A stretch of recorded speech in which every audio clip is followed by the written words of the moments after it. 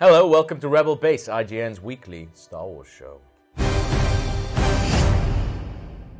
Okay, so it's 10 months or so until The Force Awakens comes out in theatres. Yeah. And already there's so many rumours, leaks, hearsay circulating on the internet. It's like on every day something new so happens, much stuff. Like, we've seen pictures of the X-Wings way back last year even when they were filming. And rumours have got to the point where even J.J. Abrams this week has had to address it. So what's he said, Gav? He says, there are a ton of rumours, some true, some false, but I'm grateful for everyone who would want to read a spoiler because it means that they care. They want to go see the movie. And I sort of do agree with that, but we thought we'd ask the question this week, are leaks and rumours spoiling Star Wars? What do you think? Well, I think it's interesting that quote from Abrams, because he also goes on to say, as a fan. Yeah. And I think he understands the mentality of a fan. Oh, definitely, if you he grew up being a Star Wars fan. He said that when he was doing press for Star Trek. So he understands if you're super into something, you want more of it. Yeah. Hence they're making the movie. But the problem about being really into something is you want everything as soon as possible, Exactly, I think. yeah. There are some people who go complete blackout on trailers and movies. I do not have the discipline or the self-control. I do sometimes. Like my eating. Yeah, I do sometimes, but it's really hard being in this job when you have to do like rewind theater where you literally have to This very show. Exactly. Like, we have to keep on a track of all the rumours and speculation and stuff. But there's a very fine line between, there was a big NeoGAF leak, supposedly from a Lucasfilm insider towards the end of last year, I think. Yeah. And I got a link to it on Reddit from a friend who's a fellow journalist. Yeah. And I started reading it, and I was like compelled to read it. I was kind of fascinated, perversely fascinated by it. Oh my God, this is like, is this real? Is this Force Awakens? And then I got to a point where I was like, actually, I need to stop now because I'm going to sit down in that theatre, and if it starts to come true, I'll then have ruined the movie for myself. Yeah. And it might not be true, but obviously Abrams says some are true, some are false. So obviously some authentic information out there. Exactly, yeah. He's always been amazing at controlling how much information gets out about his films and releasing. Like Cloverfield was the best thing for me when they were so controlling over like the trailer and the images and stuff that went out. And he's always been really, really good at that. And I think it doesn't really lend itself to Star Wars because so big. Exactly, it's so massive. It's almost beyond your control. Yeah, even Cloverfield easy to have that level of control. Yeah. And he's also worked on secretive projects in the past. Obviously, Lost. It was an entire 7-year odd mystery. So where secrecy, everyone wanted to kind of unstitch it and find out what was going on and uncover it. Star Wars, very difficult to do. So let's take it back. So let's go back to like last year when some leaked pictures were hit the internet of like the X-Wing from above and pictures of the Millennium Falcon.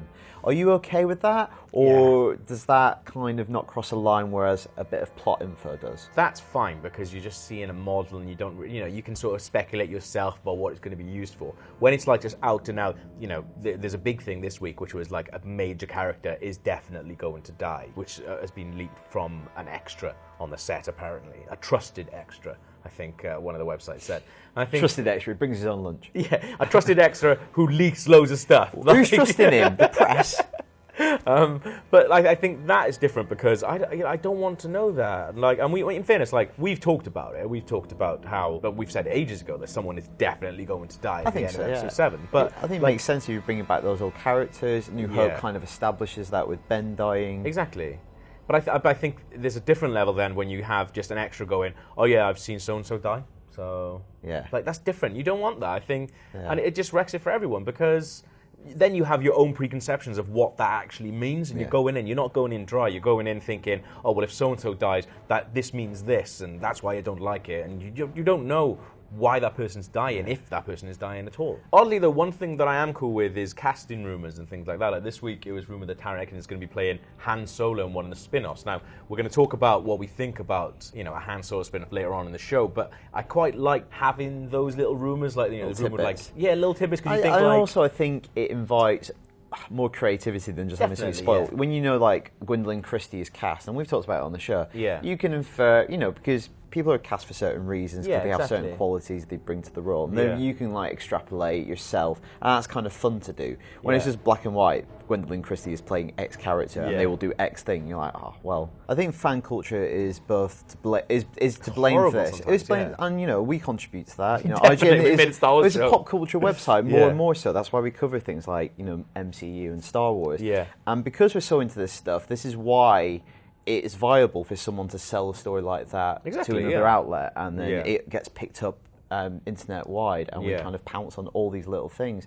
But at the same time, it's because we love stuff. Yes, and sometimes love things that you love destroy you, Gav. Do you want to expand a little bit on this Taron Egerton rumour that he is playing Han Solo in a spin-off just about Han Solo, set between Revenge of the Sith and A New Hope? That's the big rumour. So younger than we've ever seen him. Exactly, yeah. But, I mean, we started talking about it, and actually, the spin-offs for us have always been this idea that they can tackle these, like, weird little stories and go off and do, like, their own thing. And to me, doing a Han Solo film, we're going to see Han Solo in Force Awakens. Like, I don't need to see a younger version of him, I don't think. So I guess the USP with this would be, like, a younger Han Solo before he's tied down. Yeah. And he's on his exploits and stuff. But I just feel like we have the most iconic interpretation of Han Solo in that era, or not long after, what this might be. And again, this is hearsay speculation. Exactly, But we're just talking about what we want these spin-off movies maybe to be, and what gaps we want them to fill in. I just feel like we have that Han Solo. Yeah. That's kind of indelible in everyone's memories. Exactly, And obviously, if they go back in time, there's some recasting. But I feel it's so difficult to do with such an iconic character, especially when you're going to have him in the new movie.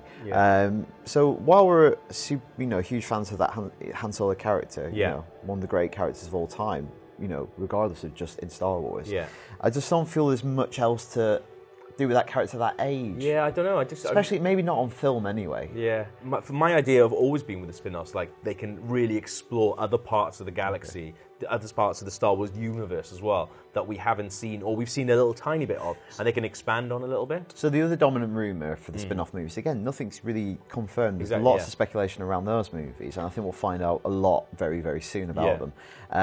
One of the major rumours is one is going to be a Boba Fett movie set before New Hope. Yeah. So maybe that tallies with the idea of this being before New Hope. That's the gap they want to fill in on the screen. Yeah. Why are you okay with that concept? Why Boba Fett? Again, another iconic character, and a bunch of the bounty hunters. I feel like we're quite warm to that idea. Is it literally because... I think it's because on film, we've barely seen Boba Fett. Whereas, like, you know, Boba Fett is one of the most popular characters in Star Wars, like, history and Star Wars lore. But in film, he's never really had that sort of chance to shine. And, you know, because he's such a badass in all other walks of, like, comics, books, video games. He's such a badass in those. And we never get to see that on film, whereas finally we'll actually have a film that's just him. I think that's it's true. Awesome. It's kind of wish fulfillment. Yeah, definitely. For years you've inferred and imagined and read in other media about the awesome things Boba's done. To see that, I think that kind of makes sense. Definitely, whereas we've seen Han Solo do awesome stuff. Yeah. I feel it's so hard, like, more than almost any other character, to unstitch Harrison Ford from Han Solo. Yeah. Like, they are just one and the same for me. Yeah, exactly. It's one of those really difficult roles to recast. Like, I wouldn't want to be Taron... Again, rumour, preface it with that. But I wouldn't want to be Taron Egerton getting that role. Like, your second big movie role. He's amazing in Kingsman. He's so good, but that is a poison chalice, I think. It's hard because Harrison Ford, you know, he's been these iconic characters. Like, you know, the news or the other rumours that Chris Pratt is going to be playing him in Indiana Jones. As much as I am properly in love with Chris Pratt, I'm wearing a Mouse Rat t-shirt underneath this. As much as I love him, I don't want to see him playing Indiana Jones. Like, Indiana Jones is Harrison Ford. That's it. I don't need anything else. To be fair, at the end, I don't want Harrison Ford to be playing Indiana Jones anymore. No, not me. Anyway. Yeah. But we started chatting about it and thought, you know, we came up with a couple of ideas what we thought the spin-off things would be. And, like, because they can do anything. They could literally do anything they wanted to do. Yeah. So could they, Daniel, do a Wicket movie? Now, these are this little bit... For a minute, they said Wicked. It's like, well, a musical. Wicked movie. Right, Wicket. Wicket, yeah.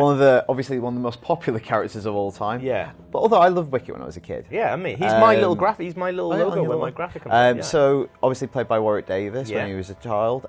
Give me your pitch for a Wicket movie. So, for me, it'll be almost like WALL-E. So, like, barely any dialogue for like 40 minutes. And it's just sort of Wicket going around, doing different things with his family and things. But also, it'd be really cool to see that the Ewoks are actually a much bigger influence on the Star Wars universe and everything that's happened in Star Wars than we actually know. So you'll see famous scenes from A New Hope and things, and it's actually them in the background fixing things or helping Luke and Leia. So they're always in the background. Without them even knowing. Quite small. Exactly. Imagine if they were just always out of frame. Yeah. You couldn't see them.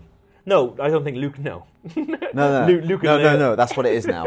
I've taken your idea and I've expanded upon it. Well, you say expand, mate, better. And you know what? Warwick Davis would be bang up for it. What about you? Have you got any other ideas? Well, I mean, this gives you a little bit of an intro. And as we pointed out, they could all be penises. Little furry one. Moving on. Little ball one. Moving on. My idea would be Max Rebo. So Max Rebo, obviously one of the most famous musicians in the Star Wars universe. Yeah. So I'm on about a kind of a biopic of Max Rebo, and kind of pitch it to you, sort of like tone, inside Llewellyn Davis. You know, him just like on like a space bus, you know, tapping, you know, playing some stuff, and then he gets inspired, goes on this meteoric rise to fame. Yeah. He gets married, a la Walk the Line. Yeah. Not a healthy relationship. No. At all. Well, I thought actually, because my favourite, I love the Cantina Band. Yeah. I think they're a better band, they're a better musical style, better frontman, and I think they're just a more interesting band. So I thought maybe that they could do like a little documentary, almost like This Is Spinal Tap, about them. And then maybe we could link your idea and my idea, and they could be like a battle of the bands type thing. Like Glee? Yeah, so it's basically like, you know how like you've had like, you know, Captain America and then Thor, and then they come together in the Avengers. We'll have all the different bands from the Star Wars universe, and they'll come together in a big Avengers battle of the bands. Like School of Rock. That's a good idea. We pitched School of Rock Star Wars.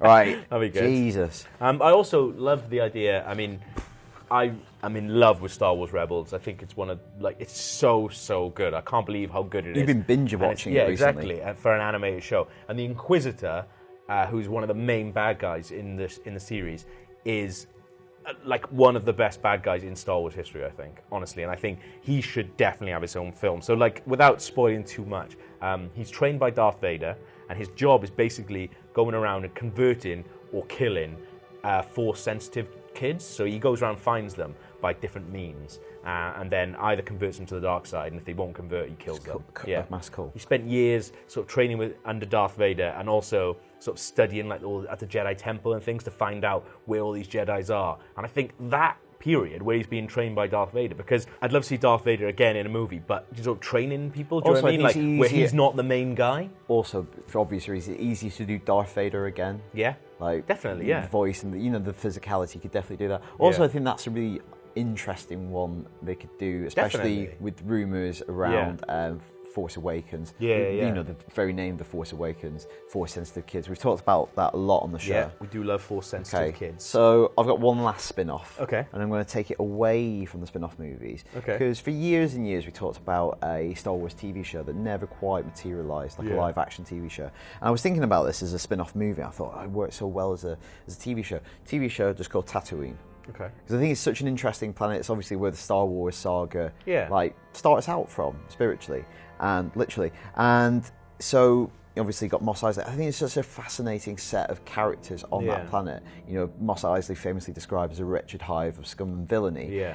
And to delve into the politics, the way that the Hutt kind of runs that planet, it's kind of like The Wire meets The Sopranos. Like Deadwood, but also Deadwood with a kind of Western vibe. You've got the Jawas, Tusken Raiders. You've got all these kind of traders and bounty hunters coming through there. I think it is, like Deadwood. You know, these people coming in week by week. I think you could build up a really fascinating show, and occasionally you could imply that it's at the time of certain key events. So you can get like an episode finale. You realise suddenly the camera pulls back and they're loading up Jabba's sand palace. Yeah, and it's Jedi is what happens in between seasons. That would be really cool, but I mean, obviously, it has to do it well. Can't do it on TV. You can do it on. I think you can do it on TV, but like Gotham. Gotham sort of, that was the kind of idea they was going to do like that, but they do it so heavy-handedly. But I can definitely imagine that being like a Netflix TV show.